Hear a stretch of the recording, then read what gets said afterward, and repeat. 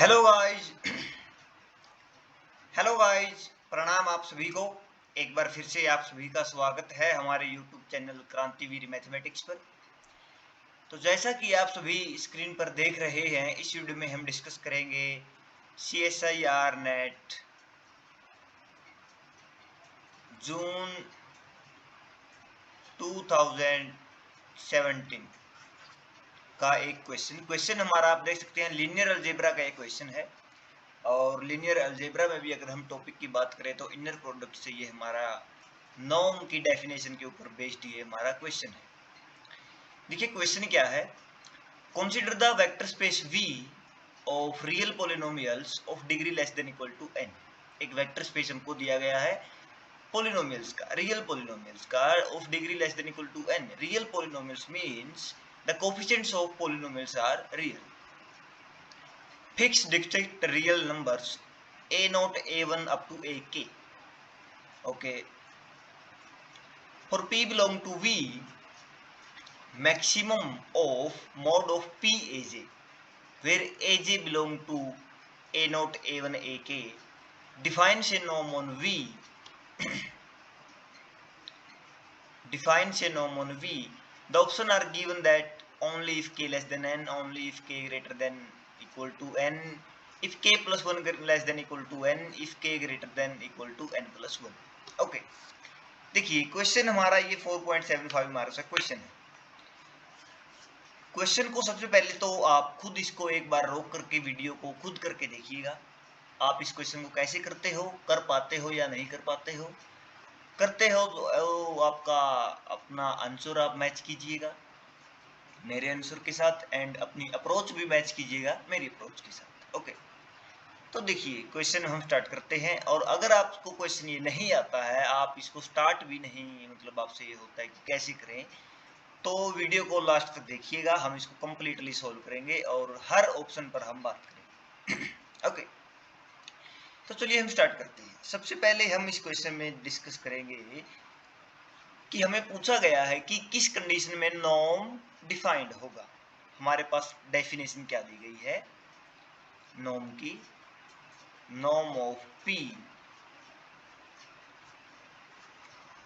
Is equal to maximum of mod of P a j such that 0 less than equal to j less than equal to k। Means P की value ए जे points पे, ये जो point हमने fix कर लिए थे इन points पे कि P ए जे मोड की value, maximum value in point पे कहाँ पे होगी, वो हमारा नॉर्म है। तो देखिए नॉर्म हम कैसे डिफाइन करते हैं इनर प्रोडक्ट स्पेस में। Norm we take, if we take any vector a belong to V, then norm of a is equal to square root of inner product of a with a. Okay, and there are some properties which norm has. Okay, norm के पास एक, norm की definition को हमें करने के लिए एक 4 properties हमारे पास होती हैं, हमें उनको सेटिस्फाई करवाना होता है कि अगर कोई भी ऐसा लीनियर ऑपरेटर उन linear functional, we can say that here because the value belong in field.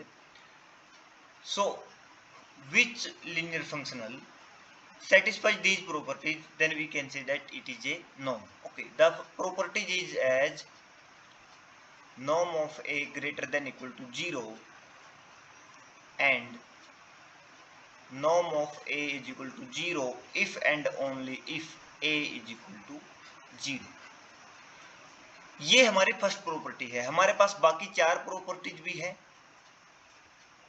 Okay, जैसे सी ए का norm is equal to mod of C into norm of A and norm of A plus B is equal to norm of A plus norm of B. ये हमारे पास properties है। तो देखिए बाकी हमें last वाली properties से हमें कुछ मतलब नहीं, हमें इस क्वेश्चन में सिर्फ हमें पता होनी चाहिए ये प्रॉपर्टी। इस प्रॉपर्टी से हम इस क्वेश्चन को करेंगे कंप्लीट। ओके, तो देखिए ये प्रॉपर्टी क्या बोलती है कि अगर नॉर्म की वैल्यू 0 है तो इसका मतलब हमारा जो एलिमेंट है वो 0 होगा। अब वेक्टर्स जो है वो 0 होगा। अब वेक्टर्स हमारे पास क्वेश्चन में हमारे पास वेक्टर किस टाइप के हैं? पॉलिनोमियल टाइप के। इसका मतलब उस पॉलिनोमियल का नॉर्म अगर 0 है तो वो पॉलिनोमियल 0 होगा। ओके, तो वो कंडीशन हमें बनानी है कि किस कंडीशन में ऐसा होगा। अब देखिए, हम ले लेते हैं norm of p is equal to 0. This implies that maximum of p aj such that mod of p aj such that 0 less than equal to j less than equal to k is equal to 0. अब ये mod की value है, ये value किसकी है? Mod की value का maximum है और ये हमारे पास 0 है। तो मॉड की मिनिमम वैल्यू भी 0 होती है और मैक्सिमम वैल्यू यहाँ से 0 है, तो इसका मतलब वही एलिमेंट की वहाँ जहाँ पर, तो ये सभी की वैल्यू 0 होगी। ओके, P0 ये इंप्लाइज करता है दिस इज इक्वल टू 0, तो ये सभी के लिए 0 होगा क्योंकि मैक्सिमम वैल्यू इसकी 0 है और मिनिमम वैल्यू भी 0 है, तो सभी के लिए 0 होगा। This implies that Paj is equal to 0। ये हमारे पास पॉलिनोमियल आ गया Paj इज इक्वल टू 0। अब हमको दिखाना है कि ये P0 हो, ऐसी कंडीशन हमें बनानी है k और n को लेकर के, कि दिस कंडीशन हमें क्या करना है? हमें ऐसा k और n को सेट करना है कि ये इंप्लाई करे P इज इक्वल टू 0। क्या ये इंप्लाई कर रहा है? देखिए, नहीं कर रहा। क्यों नहीं कर रहा? क्योंकि हमारे पास ऐसा कोई भी पॉलिनोमियल जिसके रूट्स हो ये px is equal to x minus A not x minus a1 up to x minus a k, ये जो पॉलिनोमियल है, इस पॉलिनोमियल की वैल्यू फॉर ऑल aj हम यहाँ पे लिखेंगे इसके साथ में। ये इंप्लाई हमारा क्या करता है? Paj 0 for all j। Okay, तो देखिए ये पॉलिनोमियल जो है हमें ऐसा करना है कि ये इंप्लाई करे p इज इक्वल टू 0। क्या ये इंप्लाई करता है? नहीं करता। क्यों नहीं करता? क्योंकि मैंने जो पॉलिनोमियल लिख दिया है ये पॉलिनोमियल 0 पॉलिनोमियल नहीं है, बट सभी aj के लिए 0 है। ओके, ये पॉलिनोमियल कितने डिग्री का पॉलिनोमियल हुआ? कितने जीरोज हैं इसके पास? 1 2 and up to k plus 1। There are k plus 1 degree of p is k plus 1, तो इसके पास k प्लस 1 जीरोज हैं। ओके, अब हमें सभी पॉलिनोमियल्स के लिए, देखिए इसके पास k प्लस 1 0 है, हमें ऐसा करना है कि इन k प्लस 1 पॉइंट्स पे 0 होने वाला पॉलिनोमियल, इन सभी पॉइंट्स पे 0 होने वाला पॉलिनोमियल 0 ही आए, ऐसा हमको बनाना है। अब हमें क्या करना है? देखिए, by the fundamental theorem of calculus we know that any polynomial of degree n, we know that any polynomial of degree n has at most n real roots। उसके पास मैक्सिमम n रियल रूट्स हो सकते हैं। अब हम कोई भी fix point लेंगे और उसका ऐसा पॉलिनोमियल बना देंगे px के जैसा, और वो सभी 0 होगा, पॉलिनोमियल 0 नहीं होगा। तो हमें क्या हम करेंगे इसमें, हम एक काम करते हैं कि Paj पे 0 होने वाला 0 ही बने। इसके लिए हम क्या करेंगे? हमारे पास कितने एलिमेंट्स हैं? k प्लस 1, तो ये डिग्री k प्लस 1 हो जाएगी। अब अगर हमारे पास, हम इसकी डिग्री को कम कर देते हैं, पॉलिनोमियल की डिग्री को, जो पॉलिनोमियल की degree less than equal to n है उसको हम कर देते हैं less than equal to k।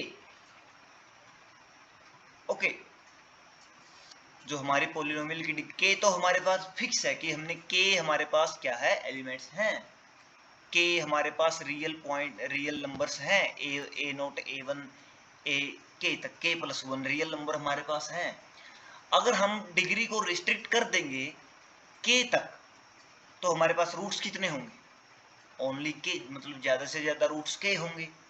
तो ज्यादा से ज्यादा k पॉइंट्स पर ही वो 0 होगा, बाकी बचा जो 1 पॉइंट, उस पॉइंट पे क्या पता उसकी वैल्यू नॉन जीरो आएगी, और मोड अगर होगा तो वो फिर नॉन जीरो आएगा उसका नॉर्म। मतलब अगर कोई भी पॉलिनोमियल है k डिग्री का gx, degree of gx is k, तो इसके पास कितने होंगे, k रूट्स होंगे एट मोस्ट, बट हमारे पास पॉइंट्स हैं k plus 1, a0, a1, ak, तो कोई भी पॉलिनोमियल जो 0 होगा इन सभी पॉइंट्स पे वो 0 नहीं होगा। ओके, क्योंकि इन सभी पॉइंट्स पे 0 होने वाले के पास k प्लस 1 रूट्स होंगे, बट k डिग्री के पॉलिनोमियल्स के पास k प्लस 1 रूट हो ही नहीं सकते, तो हमारा काम बन गया। हमारे पास क्या था, k प्लस 1 पॉइंट्स का एक सेट है हमारे पास, इस हमें क्या करना है कि इन सभी पे 0 होने वाला 0 ही हो, ये हमने करना है। अब की कंडीशन में क्या है, इन सभी पे 0 होने वाला 0 नहीं है, हमने ऐसा दिखा दिया कि इन सभी पे 0 होने वाला पॉलिनोमियल 0 नहीं होगा अगर उसकी डिग्री k प्लस 1 है। तो ये सभी पॉलिनोमियल्स के लिए होता है, फॉर ऑल, ये जो होता है फॉर ऑल a, कि अगर a का नॉन जीरो है तो a 0 होगा। तो सभी हमारे पास ऐसा पॉलिनोमियल मिल जाता है जो 0 नहीं है और सभी पॉइंट्स पे उसकी मतलब नॉर्म उसका क्या है, वो 0 है। हमें ऐसा दिखाना है कि नॉर्म 0 है, नॉर्म 0 है तो p 0 है, हमें मिल रहा है कि नॉर्म 0 है बट p 0 नहीं है, तो हम डिग्री को रेस्ट्रिक्ट कर देंगे